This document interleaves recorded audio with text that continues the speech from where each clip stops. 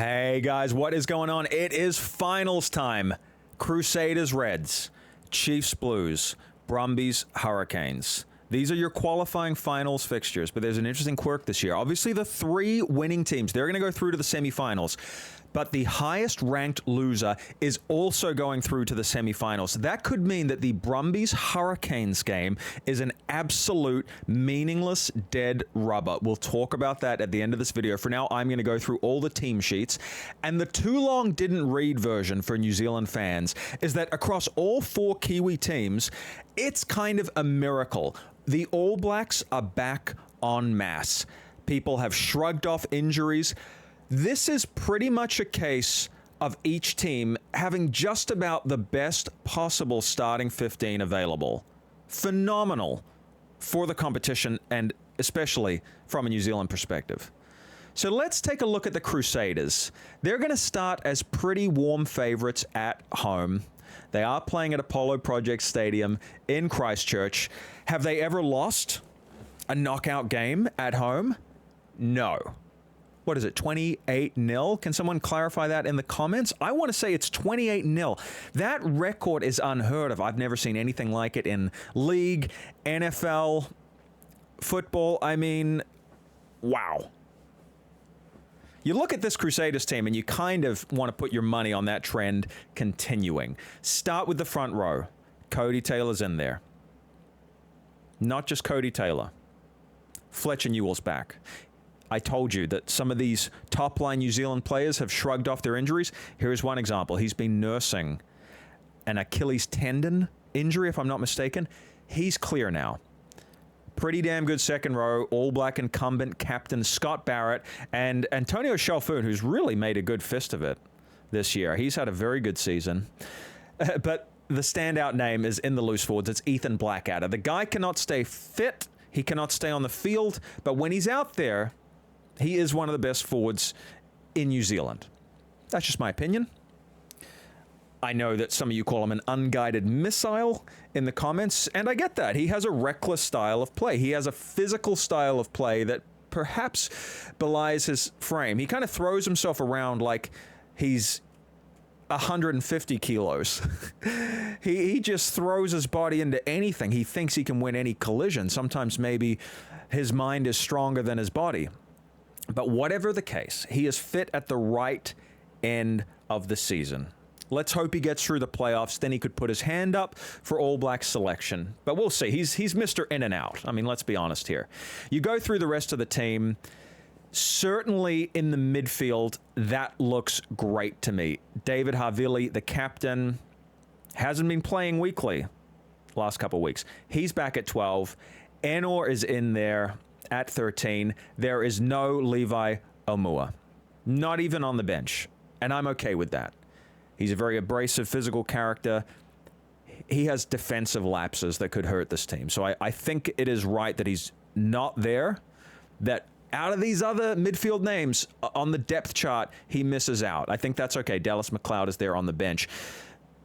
The top line note from a back's point of view is obviously the return of superstar Will Jordan. That was pretty heavily telegraphed. We kind of got indicators even a couple of weeks ago that he was trending to be fit for these qualifying final round fixtures here this weekend. He's in the mix.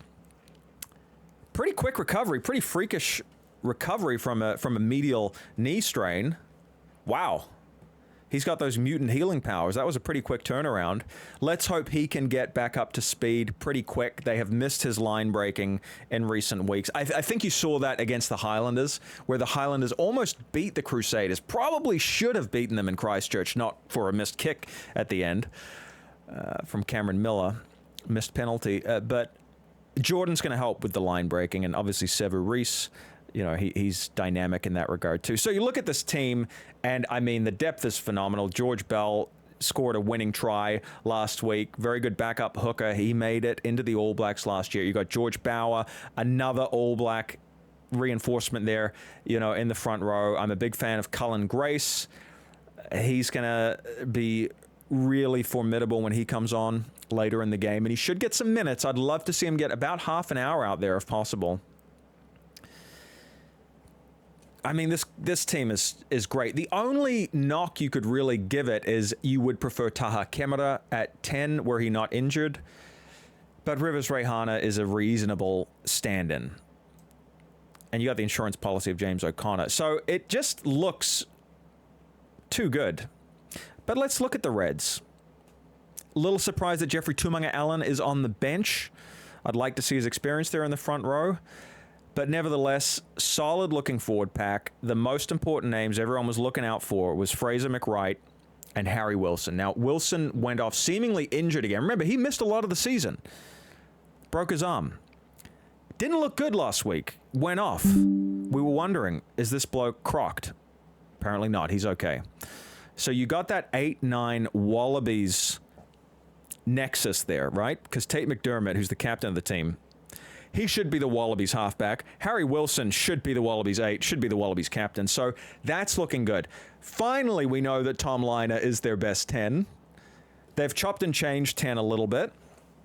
Okay, well, they're playing this guy for the knockouts, so clearly he's the one. Good firepower in the back. Huge fan of Jock Campbell. Very penetrative, makes great meters, breaks the line, elusive. Lockie Anderson scored 4 tries last week. But I just can't go past that Christchurch record. Undefeated in the knockouts.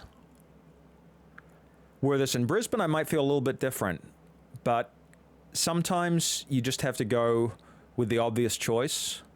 And I'm going to go with the Crusaders this time. What do you guys think? We've seen some cracks in the Crusaders this season, but they tend to pull it all together when it gets to the knockouts.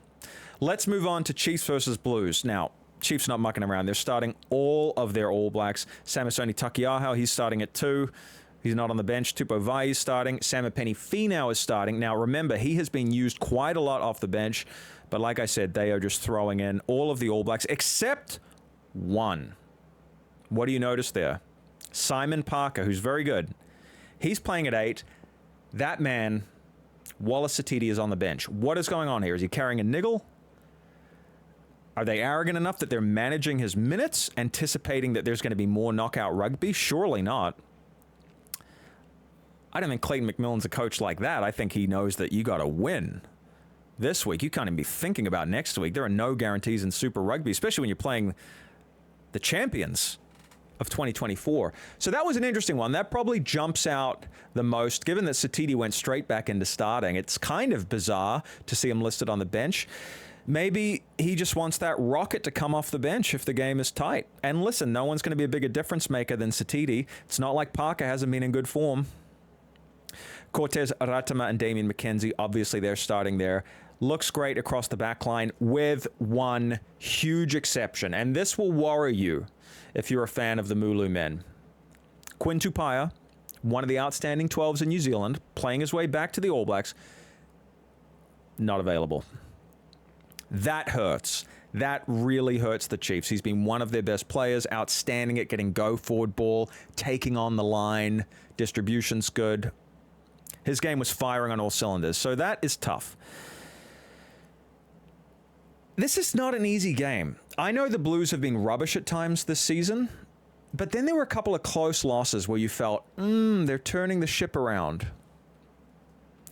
And then they've hit warp speed towards the end of the season. Beauden Barrett and Finlay Christie have looked brilliant in the halves. Their experience shows. That could really lift this team in a tight, wet weather game, which this might turn out to be. You know, otherwise the Blues, they've got their big names. They need Riccitelli. He'll be going offshore soon. He'd love to finish with another Super Rugby medal. Tuipulotu's captaining. Papali'i and Satutu have been much improved at the breakdown, and that's really led to this late season Blues renaissance. Better control at the breakdown, better ball security. It was pretty poor in the first half of the season. That was how they dropped games they should have won, for instance, to the Brumbies at Eden Park. Probably should have won that game. Brumbies deserved it. But had they tightened up the breakdown, you felt like the Blues would have been able to pull that one out. They didn't. So they've trended well when it comes to ball security, setting those pillars around the ruck, just the basic stuff. Halfback clearing, cleaner ball. We're seeing that in recent weeks. And that is a monster backline getting fed. Rieko Ioane, the hat trick man. AJ Lamb, so penetrative. And Mark Talea, another bloke who's going offshore. He'd like to finish with another super title. Guys, the Chiefs should win this at home in Hamilton. But I'm just calling it, out of all the 6 teams here this week, the Blues are kind of the scary dark horse. Rough first half of the season, but some real class showing in the second half. They've been building nicely. A one-off game, particularly in bad weather, if these Blues forwards can show up, if Sititi and Papali'i could have a good controlling game at the breakdown, it's going to be very hard against the likes of Luke Jacobson. But if they can assert dominance there, watch out for that Blues backline. I'm still going to tip the Chiefs, but I'll tell you what, if I was a Chiefs man, if I had money on this game, I would be nervous about this fixture. This has banana peel written all over it. Let's check out the last game, guys. Now, I mentioned earlier that this game could end up being meaningless. Here's why. Let's say the Chiefs go through. Okay, they win their game. Let's say the Crusaders win their game in Christchurch. Those are the most likely outcomes if you look at the bookies, right? And then we have the Brumbies. Well, let's say they win this game, right? They're at home. They might be favorites. Who's the highest ranked loser? It's the Hurricanes. So the Hurricanes could drop this game and they would know, that's cool, we're into the semis. Interesting. Look, overall, I like the fact that 6 teams qualify. When it was like 8, it's like silly because, most teams make it to the finals. It shouldn't be that way. It needs to get whittled down more than that. So 6 is a great number. I just think it's an interesting quirk that could come back to bite the organizers of Super Rugby in the butt. It would just be a bad look if this game ends up being a dead rubber. Looking at the Brumbies, they got everyone there. James Slipper, Nick Frost, Alan Alatoa. I mean, come on. Hooper, Valentini. Lonergan, who's been brilliant at halfback. Lolesio, who's really the best number 10 in Australia right now. Fight me in the comments if you disagree. I think he's the best option to play against the Lions.